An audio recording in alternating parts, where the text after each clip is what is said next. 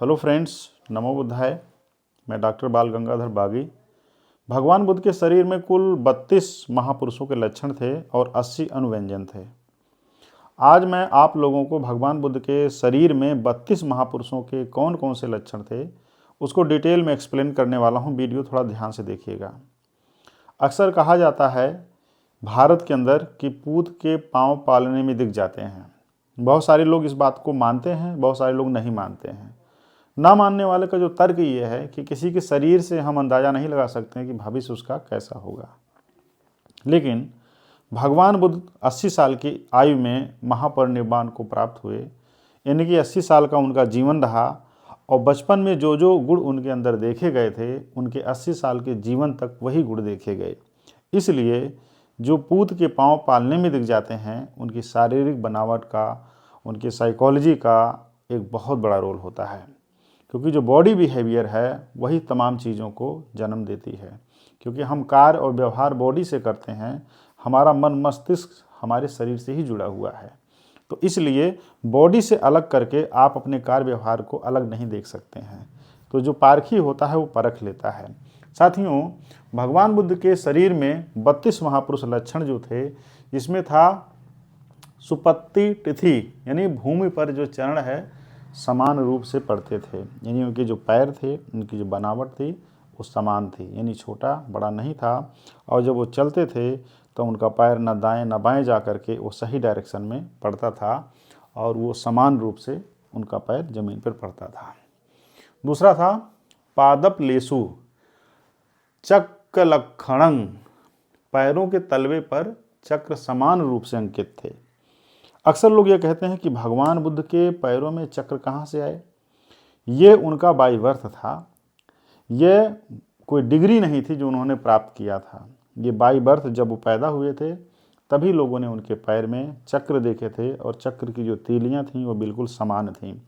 इसीलिए असित मुनि इस बात को लेकर हैरत में पड़ गए कि ऐसा महापुरुष मैं पहली बार देख रहा हूँ धरती पर मेरी अपनी आयु में, जिसके अंदर ऐसे गुण हों जो समान महापुरुषों में, समान पुरुषों में नहीं होते हैं। आयत पैही, पैरों की एड़ी लंबी होती है। भगवान बुद्ध का शरीर बहुत लंबा था तो जाहिर सी बात है कि उनके पैर की एड़ियाँ लंबी होंगी, क्योंकि उंगलियाँ, एड़ियाँ हमारी हड्डियाँ, हमारे मसल्स, हमारे बोन्स अगर ये लंबे हैं तो हमारी बॉडी भी लंबी होती है। तो भगवान बुद्ध की एड़ी लंबी थी, जिसको आयत पैही कहा जाता है। जब आप पढ़ेंगे नरसिंह गाथा तो नरसिंह गाथा में आयत पैही का जिक्र आया है, वर्णन आया है। आप उसको पढ़ करके आपको बड़ा सुकून मिलेगा। आप YouTube पर जाइए और नरसिंह गाथा लिखिए और सुनिए, आपके दिल दिमाग में करुणा का भाव जागृत होना शुरू हो जाएगा। दीर्घ अंगुली, उनकी जो पैरों की, हाथों की जो उंगलियां थीं वो लंबी लंबी थी। नॉर्मल पुरुषों की अपेक्षा उनकी उंगलियां काफ़ी लंबी थीं। ब्रह्मा जुगत्तो, महाब्रह्मा की तरह सीधा शरीर था। यहाँ पे हिंदू धर्म के जो ब्रह्मा हैं वहाँ से इनकी कोई तुलना नहीं है, क्योंकि वहाँ 4 मुख वाले हैं, भगवान बुद्ध के पास 1 मुख था। यहाँ महाब्रह्मा का जो कॉन्सेप्ट है वो ग्रेटेस्ट पर्सनालिटी के संदर्भ में आया है कि बौद्ध विद्वान, बौद्ध दर्शन की परंपरा में ब्रह्मा, सत्यपत ब्रह्मा का भी जिक्र आता है, लेकिन वह परंपरा जो है हिंदू परंपरा से मेल खाती नहीं है। भगवान बुद्ध का शरीर जो है काफ़ी लंबा चौड़ा था। कई बार होता है कि लोग लंबे होते हैं लेकिन थोड़ा सा झुक के चलते हैं। झुक के चलने का मतलब यह है कि उनके कमर की हड्डी में या शोल्डर की हड्डी में कहीं ना कहीं झुका होता, कर्व होता है। तो उसकी वजह से उनका लंबी शरीर होने के बावजूद भी झुकाव होता है, या कहीं से हड्डियां टेढ़ी होती हैं पैर की या रीढ़ की, कहीं से भी। तो शरीर की बनावट लंबी होने के बावजूद भी थोड़ा सा डिसबैलेंस दिखाई देता। भगवान बुद्ध के साथ ऐसा नहीं था, उनकी पर्सनालिटी जो है काफ़ी अच्छी थी। 6वां गुण कौन सा, लक्षण कौन सा था, थोड़ा वीडियो आप साथियों ध्यान से देखिएगा। आप मेरा साथ दीजिए और लोगों को समझाइए कि भगवान बुद्ध के शरीर में कौन कौन से लक्षण थे, कौन कौन से महापुरुषों के लक्षण थे। लक्षण एक चीज़ है, पुरुषों के लक्षण दूसरी चीज़ है, महापुरुषों के लक्षण अलग चीज़ है। तो भगवान बुद्ध के शरीर में लक्षण नहीं थे, पुरुषों के लक्षण नहीं थे, महापुरुषों के लक्षण थे जो महापुरुषों में हुआ करते हैं। तो 6वां महापुरुष लक्षण कौन सा था, वीडियो थोड़ा सा ध्यान से देखिएगा। साथियों, भगवान बुद्ध के शरीर में जो 6वां लक्षण था सत्तुस दो यानी 7 स्थानों पर मांस का उभार। हाथ 2 हो गए, 2 पैर हो गए, कंधे 2 हो गए और गर्दन, ये हो गया कुल 7। यानी 7 स्थानों पे मांस का उभार था। उससे उनकी जो पर्सनालिटी काफ़ी निखरी हुई थी। हाथ पैर कोमल थे, मुदुतुल्न हथ पादो और जाल हथ पादो। हाथ पैर जो है ये लचीले थे। उसंख पादो, पैरों के टखने उठे हुए होते थे। उद्दगलोमो, रोम ऊपर की ओर उठकर दाहिनी ओर घूमे हुए थे। एड़ी जंघो, एड़ी हिरन की तरह उनकी जांग थे। साथियों, लोग बहुत सारे होते हैं कि कोई छोटी हाइट का होता है, कोई बड़ी हाइट का होता है, कोई किसी शरीर चौड़ा होता है, किसी का गोल होता है, कोई लंबा होता है। लेकिन भगवान बुद्ध का शरीर लंबा भी था, सुडौल भी था और किसी भी तरीके से उसमें कोई कमियां नहीं थी। इसलिए उनकी पर्सनालिटी बहुत ज़्यादा अट्रैक्टिव थी। भगवान बुद्ध के बारे में कहा जाता है कि उनकी पर्सनालिटी को देख करके लोग अट्रैक्ट होने लगते थे। उनका जो पर्सनालिटी था वो कन्विंसिंग था। उनके शरीर से जो आभा निकलती थी वो आभा लोगों को हैरत में डाल देने वाली थी, क्योंकि लोग सामान्यतः जब देखते हैं, औसत दर्जे के लोगों को देखते हैं तो उतना प्रभावित नहीं होते हैं। लेकिन अपने से आसमान जो दिखता है, जो सबसे अलग या विशेष दिखता है, उसकी तरफ हर किसी का आकर्षण कहीं ना कहीं होने लगता है। तो भगवान बुद्ध के अंदर ये बड़ी खासियत थी कि उनके शरीर में एक एक अंग जो है वो अपनी विशेषताओं को लेकर के जुड़ा हुआ था, जो नॉर्मल लोगों में वो चीज़ें नहीं दिखाई देती हैं। तो ये गुण उनकी सबसे बड़ी खासियत रही है। 12वां गुण कौन था साथियों, उसको एक्सप्लेन करता हूँ। भगवान बुद्ध में जो 12वां महापुरुष लक्षण था वो सुख मत छवि है। इसकी खासियत है कि कोमल त्वचा थी। कोमल त्वचा की यह पहचान होती है कि जिसमें धूल और मैल आसानी से नहीं चिपकते हैं या ना के बराबर चिपकते हैं। सुवर्ण वर्णो, सोने की तरह उनका जो है रंग था। सुवर्ण वर्णो, सोने की तरह उनका रंग था। कोशोहित वत्थु गुह्यहो, यानी पुरुष लिंग छिपा होता था। बहुत सारे लोग ऐसे होते हैं जो उनका जो प्राइवेट पार्ट होता है, जब वो चलते हैं तो बहुत ओड सा दिखाई पड़ता है और यह उनकी पर्सनालिटी में एक तरह से वट्टा लगाता है। निग्रोध परिमंडलो, बरगद की भांति परिपूर्ण शरीर, यानी उनके शरीर के जो फैलाव था, बिखराव था, वो जिस तरह से बरगद का पेड़ चारों तरफ से गोलाई में होता है और समान तरीके से फैला होता है। भगवान बुद्ध की यही खासियत थी कि उनका शरीर किसी भी एंगल से ओड नहीं था और उनके शरीर का जो फैलाव था बिल्कुल समान था। ऐसा नहीं था एक शोल्डर ज़्यादा निकल गया है, दूसरा कम निकल गया है। कई लोग गर्दन झुका के चलते हैं, कई लोग ऐसे करके चलते हैं, कई लोग ऐसे करके चलते हैं, कई लोग ऐसे करके चलते हैं, कई लोग इस तरह शरीर होता है, किस तरह से इस तरह से होता है। तो भगवान बुद्ध में ये सारी चीज़ें नहीं थीं। भगवान बुद्ध की एक खासियत थी कि शरीर की जो बनावट थी वो समान रूप से थी, फैलाव समान रूप से था। इसलिए उनकी पर्सनालिटी को और भी ज़्यादा आकर्षित करने वाला था। ठित कोण अनोन्मत्तो, उभे ही पड़ती लेपी जड़ुकानी, परिमसत्ति परिमयत्ति, बिना छुए घुटने को दोनों हाथों से छू लेना। जैसे अगर मैं यहाँ पे हाथ कर रहा हूँ तो मेरा हाथ घुटने से थोड़ी सी दूरी पे ही रह जा रहा है, लेकिन भगवान बुद्ध के साथ ऐसा नहीं था। आप लोग अपने दोनों हाथों से अपने दोनों घुटनों का छूने का प्रयास करेंगे तो शायद नहीं हो पाएगा। क्यों? क्योंकि वह विशेषता भगवान बुद्ध में थी जो उनको विशेष बनाती है। अगर आपके पास भी ऐसा है तो आप देख सकते हैं कि आपके पास दूसरा गुण और कौन सा है जो तथागत बुद्ध से मैच करता है। साथियों, भगवान बुद्ध की जो सारी विशेषताएं हैं, सामान्य लोगों में वो विशेषता नहीं देखी जा सकती हैं। साथियों, 17वां गुण क्या था, उसके आगे के जो लक्षण क्या थे उसको मैं एक्सप्लेन करता हूँ। साथियों, भगवान बुद्ध में जो 17वां लक्षण था वो था सिंह पुब्बद कायो। सिंह पुब्बद कायो, यानी शरीर के सामने का जो भाग है वो सिंह की भांति उभरा हुआ और तेजस्वी था। जिस तरह से शेर का जो ये जो चेस्ट वाला पोर्शन होता है, सीना और ये बाँह भुजा वाला पोर्शन जो है उभरा हुआ होता है और तेजस्वी होता है, ठीक उसी तरीके से भगवान बुद्ध के भी लक्षण थे। दूसरा जो है चितंत रसों यानी पीठ के बीच का जो भाग है भरा हुआ। बहुत सारे लोग होंगे जिनकी जो रीढ़ की हड्डी जहाँ होती है वहाँ ऐसे गैप दिखाई देगा, लेकिन भगवान बुद्ध के यहाँ ऐसा नहीं था। उनका जो शरीर था, रीढ़ की हड्डी वाला जो पोर्शन था वो बिल्कुल भरा हुआ था। समवत्त खंदो यानी गर्दन जो है समान आकार का था। बहुत सारे लोग का गर्दन जो होता है ये छोटा होता है, देखने में बुरा लगता है। बहुत लंबा होता है, बगुले कितने होता तो भी खराब लगता है। जब वो समान तरीके से होता है शरीर की बनावट के अनुपात में, तभी वो पर्सनालिटी में निखार लाता है। भगवान बुद्ध की पर्सनालिटी के साथ उनका गर्दन जो है बिल्कुल समान आकार का था और बिल्कुल परफेक्ट था। रसज्ञ सग्गी यानी गले में अग्र रस लेने वाली स्वाद कलिका, यानी जो गला होता है इसमें जो अगला हिस्सा होता है जो जिससे हम स्वाद लेते हैं, रसास्वादन करते हैं, तो वो भगवान बुद्ध के शरीर में था, यानी गले और मुंह में था जो है। अभिनील नेत्रो गहरे नीले रंग के नेत्र।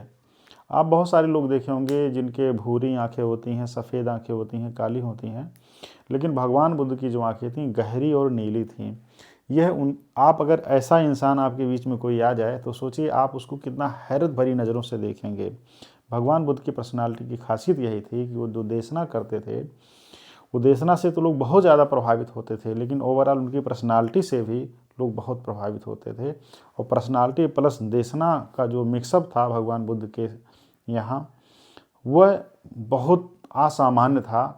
ऐसा किसी में अभी तक नहीं देखा गया है। यही भगवान बुद्ध की सबसे बड़ी खासियत है। इसके आगे के गुण क्या थे साथियों, थोड़ा सा ध्यान दीजिएगा।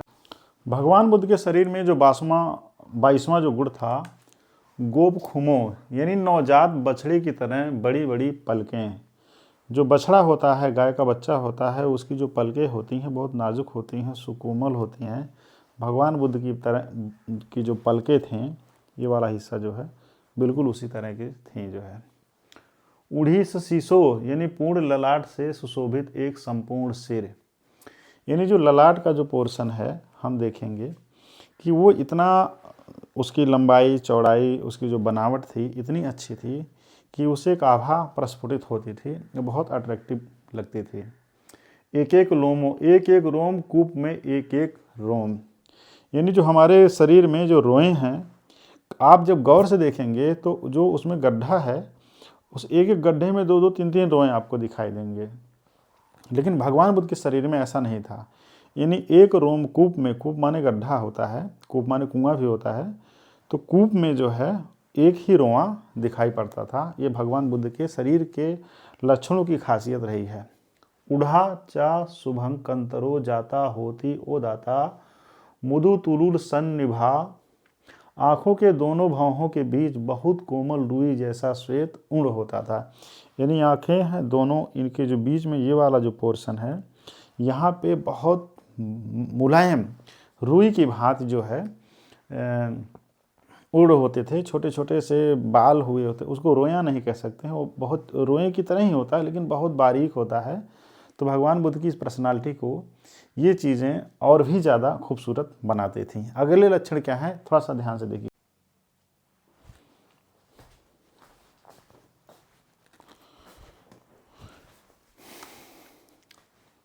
साथियों, भगवान बुद्ध के नीचे और ऊपर मुंह में 20-20 दांत होते थे, कुल मिला के 40 दांत हुए थे।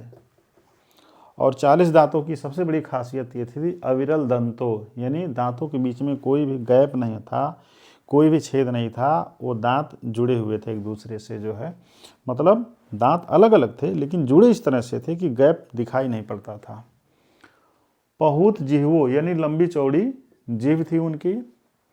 ब्रह्मस्वरो करवीक भाड़ी, महाब्रह्मा की तरह गंभीर यवम करवीक कोयल की तरह मधुर स्वर। भगवान बुद्ध के बारे में कहा जाता है कि वो महाकारुणिक थे और उनकी जो गंभीरता थी और उनकी जो वाणी में मधुरता थी, यह दोनों लोगों को प्रिय लगती थी।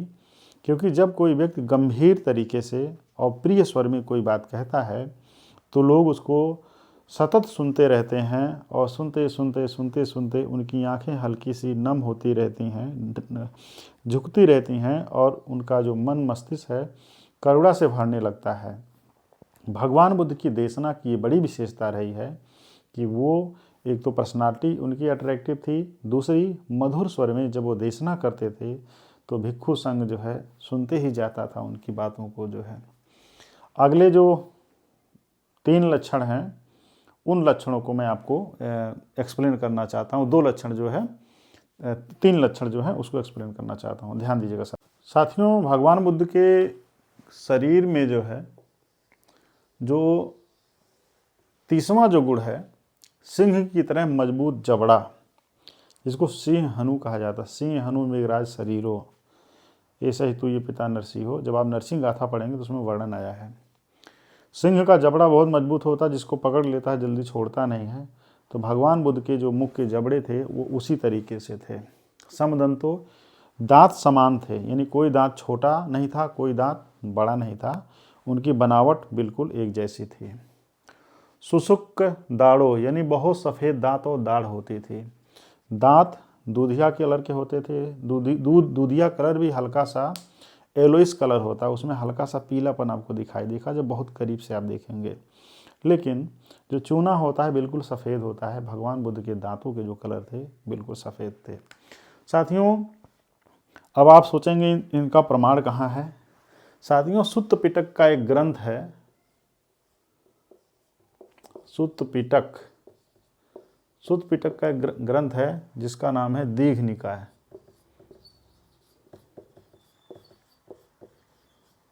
दीघ निकाय में इसके प्रमाण मिलते हैं। जो आप पढ़ेंगे लक्षण सुत्त, तो लक्षण सुत्त में इसका डिटेल वर्णन आपको मिलेगा। और थोड़ा बहुत जो वर्णन मिलता है वो आपको मिलता है मिलिंद पहियों,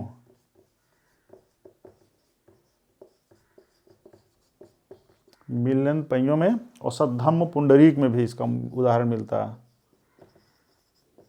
सद्धर्म पुंडरीक, इसमें भी आप देख सकते हैं, इसको पढ़ सकते हैं। लेकिन ज़्यादा आपको बढ़िया से जो वर्णन है वो दीघ निकाय के लक्षण सूत्र में मिलता है। साथियों, भगवान बुद्ध के शरीर में ये महापुरुषों के लक्षण थे जो मैंने आपको समझाया। अगर आपका कोई प्रश्न है तो कमेंट बॉक्स में ज़रूर डालिए। और यह चैनल बौद्ध धर्म के प्रचार प्रसार के लिए बनाया गया है। इसका आप सपोर्ट कर सकते हैं।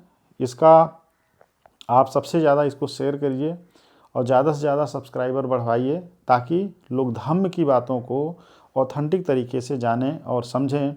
मैं यूट्यूबर नहीं हूँ और ना ही यूट्यूब पे आना मेरा कोई अन्य अदर मकसद है। यूट्यूब के माध्यम से मैं धम्म की सेवा कर रहा हूँ। आप धम्म के माध्यम से इसको सीख करके इसको आगे बढ़ा सकते हैं, क्योंकि आजकल सोशल मीडिया पे वल्गारिटी के वीडियो बहुत ज़्यादा आ रहे हैं। तो उसमें जो बुद्धिस्ट समाज है, ऐतिहासिक रूप से जो दबाया पिछड़ा गया, बाद में वो शेड्यूल कास्ट OBC ST में डाल दिया गया कैटेगरी में, जिसको जो आता है, ये समाज बड़ी संख्या में उस वल्गर वीडियो का शिकार है। तो मैं ये चाहता हूँ कि आप लोग धम्म को जानें और समझें, इसको फैलाएं, अपने जीवन में उतारें, अपने परिवार के जीवन में उतारें, अपने समाज के जीवन में उतारें। शील सदाचार के बिना समाज में संस्कृति का निर्माण नहीं होता है, और जो समाज में संस्कृति नहीं रहेगी उसमें कभी भी शासन बनने की, सत्ता में आने की कभी ललक ही डेवलप नहीं होगी। वो समाज अपने में ही लड़के मर जाएगा, क्योंकि बिना संस्कृति के व्यक्ति सुसभ्य होता ही नहीं है। साथियों, फिर हम आपसे मिलेंगे, तब तक के लिए नमो बुद्धाय, नमो धम्माय, नमो संघाय।